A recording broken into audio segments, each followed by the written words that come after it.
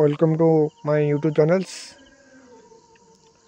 OSSC combined graduate level specialist post जो आमर CGL माने एप्लिकेशन फॉर्म अप्लाई होता तादर आमर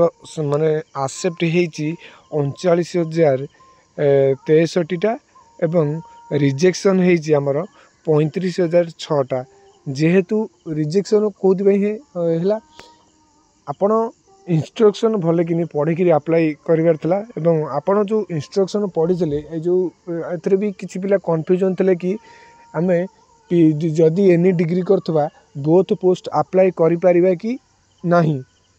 आमर जो अप्लाई वीडियो यही यूट्यूब चैनल पड़ी ताहा सठिक भाव कह जाता कि केवल पीजी पिला ही बोथ पोस्ट को अप्लाई करें नॉर्मल ग्रेजुएशन केवल आमर स्टैटिस्टिकल असिस्टेंट को अप्लाई करें आमे माने अप्लाई बेले आमे भी कहीदेलु कि आपण जदि नॉर्मल ग्रेजुएशन कर पोस्ट ग्रेजुएट करना कि पीजी करना आपण गोटे पोस्ट अप्लाई करें से